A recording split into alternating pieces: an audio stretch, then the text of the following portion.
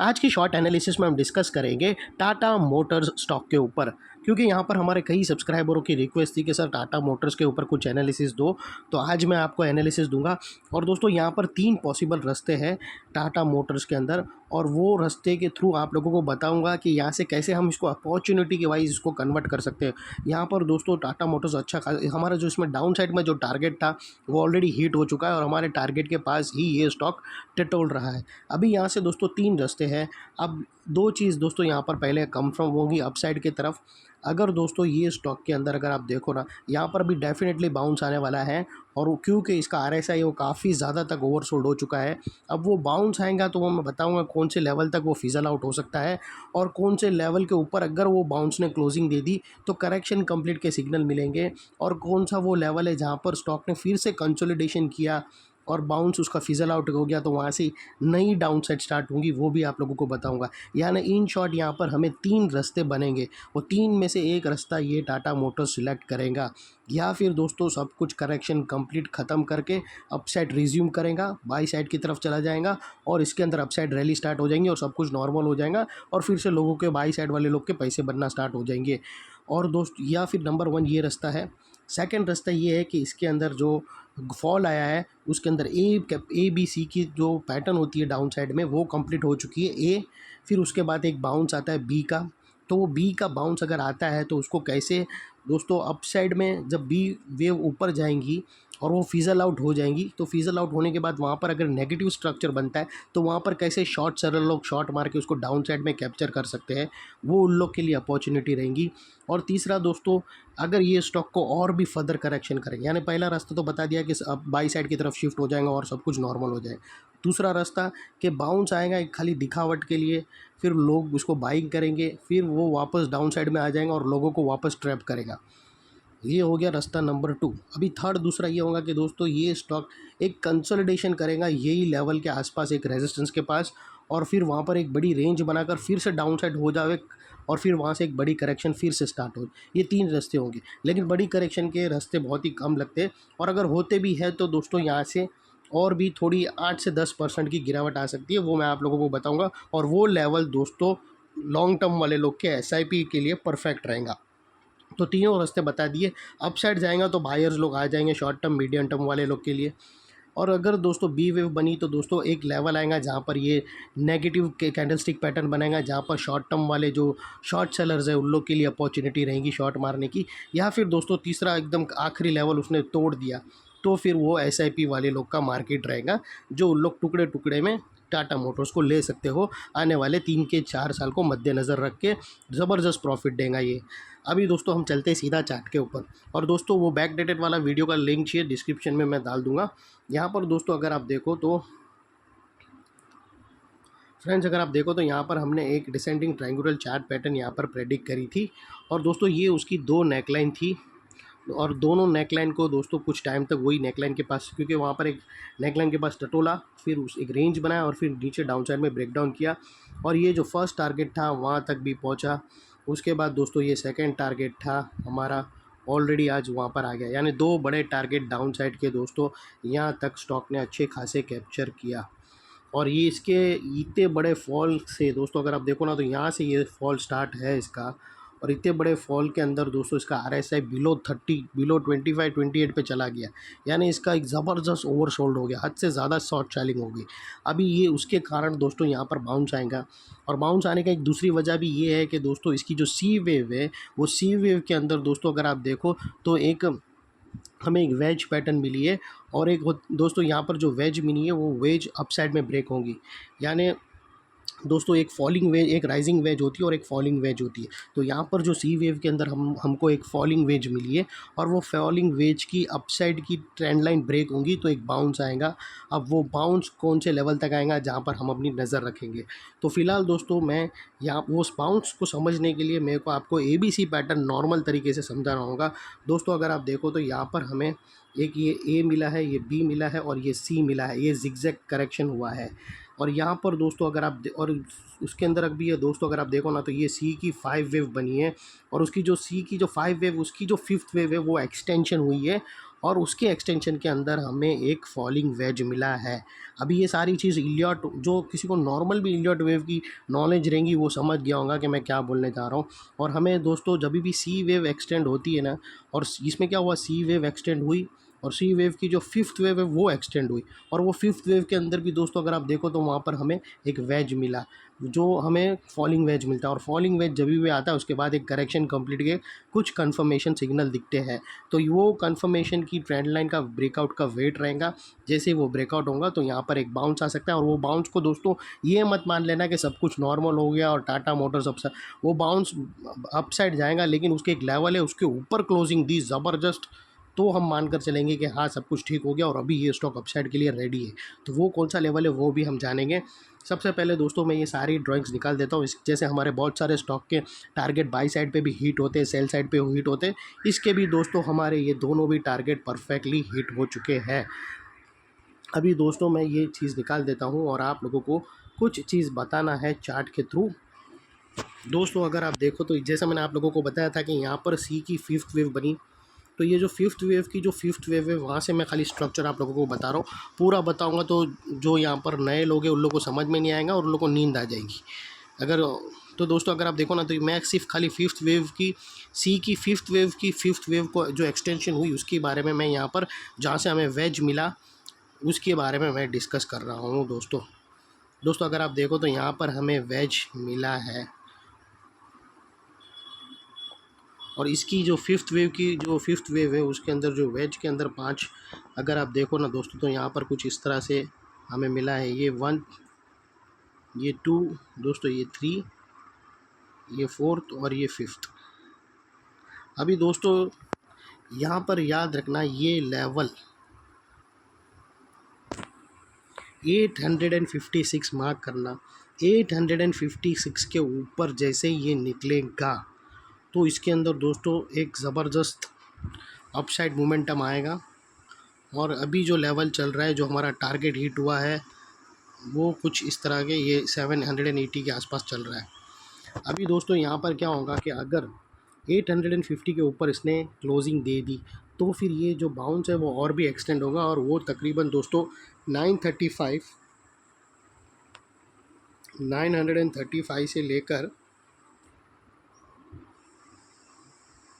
1000 के बीच तक भी एक्सटेंड हो सकता है, जिसको हम दोस्तों ब्लू में कर देते हैं आप लोगों की अंडरस्टैंडिंग ईजी बनाने के लिए। तो याद रखना दोस्तों, ये अगर आपको ड्राइंग नहीं बनाना हो चार्ट पर ये वाली वेज की तो इग्नोर कर लेना, लेकिन सिर्फ ये लेवल मार्क कर लेना। अगर यहाँ पर दोस्तों नंबर 1 पोजीशन चीज़ ऐसी होगी कि अगर 856 के ऊपर अगर सक्सेसफुली और बाउंस आएगा दोस्तों, डेफिनेटली जैसा मैंने आप लोगों को बोला कि इसका आरएसआई बहुत ही ज़्यादा ओवरसोल्ड हो चुका है। तो यहाँ पर दोस्तों अगर 856 के ऊपर क्लोजिंग मिली तो एक शॉर्ट टर्म बाउंस आएगा जो 856 से लेकर 940 तक जा सकता है, और उससे भी ज़्यादा एक्सटेंड कर सकता है 1000 पॉइंट तक भी। और ये दोस्तों ये जो अपसाइड जाएगा वो सीधा स्ट्रेट नहीं जाएगा, वो भी दोस्तों ABC पैटर्न बनकर जाएगा। मतलब पहले जाएगा, फिर सपोर्ट लेगा, फिर यहाँ पर सी जाएगा। अभी दोस्तों क्या, अभी यहाँ पर दोस्तों बहुत समझने की ज़रूरत है। अभी हमें जानना है कि ये जो बाउंस आएगा वो सही में बाउंस है कि या फिर अपसाइड स्टार्ट हुआ है। तो उसके लिए दोस्तों ये जो ABC बनेगी ना यहाँ पर, उसके बाद जो एक बार रीटेस्ट लेगा या फिर रीटेस्ट नहीं भी लेगा तो एक डिप तो लेगा। जैसे ये ऊपर भी गया ऐसा डिप लेकर ही ऊपर जाएगा, डिप तो आएंगी वो ज़रूर है।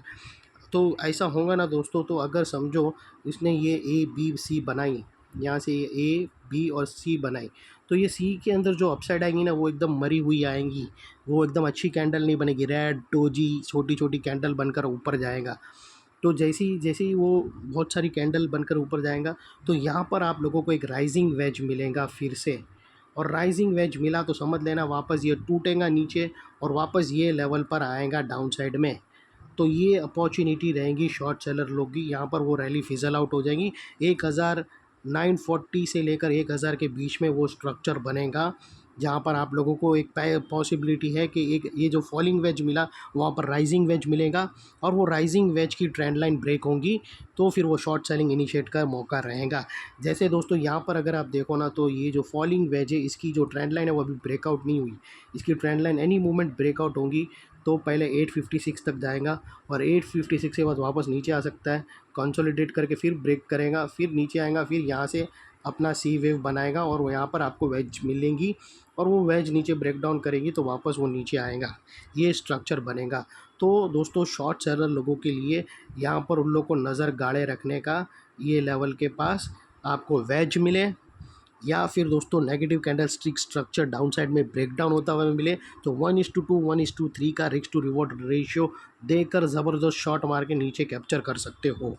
ये बात हो गई एक मोमेंटम फिजल आउट की, यानी एक बी वेव बनेगी। फिर ये ओवरऑल दोस्तों अगर आप देखो तो ये पूरी ए वेव रहेंगी, ये एक बी वेव रहेंगी, फिर ये एक सी वेव डाउन साइड में आएगी। ऐसा एक रास्ता बनेगा और उसके बाद दोस्तों ये ए बी सी बड़े पैटर्न की बनेगी और फिर यहाँ से 1 2 3 होके अपसाइड मोमेंटम अपना नॉर्मल स्टार्ट हो सकता है, एक ऐसा पॉसिबल है। अभी दोस्तों ये हो गई बात। अभी सेकंड चीज़ दोस्तों, अगर समझो ये जो रैली आई उसके अंदर समझो कि ये छोटी मोटी मरी हुई कैंडल आई नहीं। दोस्तों आप लोगों को एड़ा बनाने के लिए पहले 2-3 बड़ी बड़ी कैंडल आएंगी, लोगों को ऐसा लग जाएगा 4-5-6% ऊपर चला जाएगा, सब लोग को लगेगा नॉर्मल बाई साइड हो गया, घुसो डालो पैसे बाय लो करो, टाटा मोटर्स जाएगा, फ्यूचर लो, ऐसा तुमको लगेगा। 1-2 दिन ग्रीन बड़ी कैंडल बनेंगी, फिर उसके बाद डीप आएंगे, उसके बाद छोटी छोटी छोटी कैंडल बनना, तो तुम ट्रैप हो गए अगर निकले नहीं तो। और दोस्तों समझो मान लो कि बड़ी बड़ी कैंडल कंटिन्यू बनी और यहाँ पर एक डिप भी आएगा, क्योंकि 1 2 3 जो इम्पल्स बनेंगी तो डीप आएगा ही, डीप आना ज़रूरी है, चाहे वो ए बी सी पैटर्न यहाँ से बने, बी वेव बने या फिर इम्पल्स बने, इसके अंदर डीप आना ज़रूरी है। तो समझो बड़ी कैंडल बनी और एक डीप आया और फिर और बड़ी कैंडल बनी और 1000 के ऊपर निकल गया बड़ी बड़ी कैंडल बनाकर, और 1000 के ऊपर सपोर्ट लिया और फिर बड़ी कैंडल बनाकर निकल गया, तो फिर समझ लेना दोस्तों कि करेक्शन कंप्लीटेड और ये स्टॉक अपसाइड में चला गया और बाय करने के लिए, और हरियाली रेडी हो गई और धबाधब बाई साइड होंगी इसकी। तो उसको कंफर्म करने के लिए क्या है, जैसे मैंने आप लोगों को बताया था कि वेज मिलेगा, यहाँ पर दो बड़ी, मैंने आप लोगों को पहले ही बताया था, फिजल आउट के लिए दो बड़े सिग्नल बताया था कि फिजल आउट के लिए दोस्तों तुम्हें एक वेज मिलेगा, मतलब राइजिंग वेज मिलेगा, और जो कैंडल होंगी वो मरी हुई कैंडल मिलेंगी। ये दो हमें, ये दोस्तों एडवांस इलियट वेव आप लोगों को फ्री ऑफ कॉस्ट दे रहा हूँ, आप ध्यान से सुनना, नहीं समझ में आ रहा है तो भी सुनो बार बार वीडियो को। तो अगर स्टॉक मार्केट सीखने की आग है तो देखो वीडियो को 10 बार, नहीं समझ में आता है तो भी देखो। एक दिन ऐसा आएगा जब सब चीज़ आप लोगों के पल्ले पड़ेंगी और आप बहुत कुछ सीख जाओगे। तो दोस्तों सबसे पहले आप लोगों को बता दिया कि राइजिंग वेज मिलेंगी और अपसाइड मोमेंटम मिलेगा, वो छोटी छोटी कैंडल में मिलेगा। दूसरा यहाँ पर जो बोला था कि करेक्शन कंप्लीट के कंफर्मेशन, उसको कैसे कंफर्म करेंगे। तो दोस्तों अगर आप देखो तो ये जो 2 मैंने बनाया ऊपर से, ये जो 2 आप देख रहे हो, ये 2 से लेके ये जो 5 तक जो रेंज बनी है डाउन साइड में, आप देख सकते हो कितनी सारी कैंडल बनी है, इतनी सारी कैंडल बनी है। इसको आप, इसका एक वो है, आप लोगों को अगर चेक करना हो तो ये एक, इसका एक है ना, इंडिकेटर्स के अंदर है। आप अगर आप फिज़िकली कैंडल काउंट नहीं करना चाहते हो तो एक इसके अंदर वो है, एक ऑप्शन है जहाँ पर आप स्क्वायर रख सकते हो, तो वो स्क्वायर ऑटोमेटिक सारी कैंडल्स गिन लेता है। तो यहाँ पर एग्जांपल समझ लो कि ये यहाँ पर कितनी सारी कैंडल है, मेरे हिसाब से अगर आप देखो तो 35-40 कैंडल होंगी, कि 25 के ऊपर तो आराम से होगी। और समझो इसने जो अपसाइड मोमेंटम इसके ऊपर 1000 के ऊपर 25 के एग्जांपल बोल रहा हूँ कि 25 होगी, और समझो कि 20 या 22 के अंदर ये 1000 के ऊपर उसने क्लोजिंग दे दी, तो मान लेना करेक्शन कंप्लीटेड। और ये बहुत बड़ा कंफर्मेशन एडवांस इलियट वेव में, नियो वेव के अंदर एक्सप्लेन किया जाता है। जब भी ऐसी करेक्शन के अंदर जितना टाइम उसको डाउन साइड में लगा उससे कम टाइम में अपसाइड कवर कर लिया, तो दोस्तों मान लेना करेक्शन कंप्लीटेड। और फिर दोस्तों यहाँ से अपसाइड रैली स्टार्ट हो जाएंगी, और ये लॉन्ग टर्म लोगों के लिए भी अच्छा रहेगा, जिसने ऑलरेडी यहाँ पर स्टॉक को कंटिन्यू बाय करते हुए चल रहे हैं वो टुकड़ों टुकड़ों में SIP में, उन लोग के लिए भी बहुत खुशी की बात है। अभी ये हो गया ऑप्शन नंबर 2 बता दिया, 2 ऑप्शन अभी तक हम क्लियर कर चुके हैं। और ये 2 डिटेल दोस्तों मेंटरशिप आप लोगों को देता है और 10-10-15 हज़ार चार्ज करता है मंथली का। आपका फाइनेंशियल एडवाइज़र जो मैं बोलता हूँ ना, उसका काम मैं आपको फ्री ऑफ कॉस्ट दे रहा हूँ, लेकिन मैं फाइनेंशियल एडवाइज़र हूँ नहीं, और सेबी के हिसाब से ऐसी ऑनलाइन में कर भी नहीं सकते, या तो अदरवाइज सेबी मेरी चैनल को बैन कर सकता है। मेरा कोई रिकमेंडेशन इसमें बाय सेल होल्ड का नहीं है, मैं सिर्फ अपना पॉइंट ऑफ व्यू आप लोगों के सामने शेयर कर रहा हूँ। यहाँ पर 2 रास्ते क्लियर हो गए। अभी बात कर लेते हैं थर्ड रास्ता। तीसरा रास्ता दोस्तों ये हो सकता है कि स्टॉक इसको और फर्दर गिरने का रहेगा, तो ये उसने पूरा ए बना दिया, उसके बाद दोस्तों यहाँ पर ही टट लेगा, हिलेगा और ज़र्रा भी ऊपर जाएगा ही नहीं। और यहाँ पर दोस्तों लोग जो ट्रैप हो चुके हैं उन लोग को सेलिंग का मौका ही नहीं देगा। उसको पता रहेगा कि यहाँ पे बहुत जन लोग फंसे हैं, तो उन लोगों को ऊपर मैं क्यों निकालूँ, उन लोगों को नीचे ही निकालने का है, उन लोगों को मौका ही नहीं देना है। तो यहाँ पर ही रेंज बनाकर फिर वो रेंज को तोड़ेगा, और ये जो रेंज के अंदर घूमेगा ना, वो इधर इसका RSI जो ओवरसोल्ड था वो वापस नॉर्मल हो जाएगा, RSI ऊपर आ जाएगा 40-50 के आसपास। फिर जैसे ही वो नॉर्मल RSI हो जाएगा, फिर वापस यहाँ से तोड़ेगा, और ये देख धनाधन नीचे वापस और करेक्शन, फिर ये हो जाएंगी A, B और ये वापस C, 5 वेव डाउन साइड में आएंगी।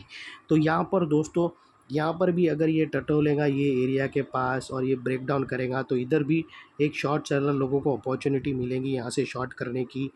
और दोस्तों, लॉन्ग टर्म वाले लोग के लिए ये जैसे ही ये C वेव की 5 वेव डाउन साइड में बनती है, तो उन लोग को फिर से एक अपॉर्चुनिटी के जैसा देखने का, यहाँ पर टुकड़े टुकड़े में लेने का, SIP लेने का। और दोस्तों, एनी मूवमेंट फिर वो एक ये भी देखो, स्टॉक मार्केट में ऐसा नहीं है कि मार्केट गिरा रहता है तो गिरता ही रहेगा, उसकी साइकिल्स होती है। इलियॉड वेव की, इलियॉड वेव अगर आपको आ गया ना दोस्तों, 360 डिग्री मार्केट समझ में आ गया।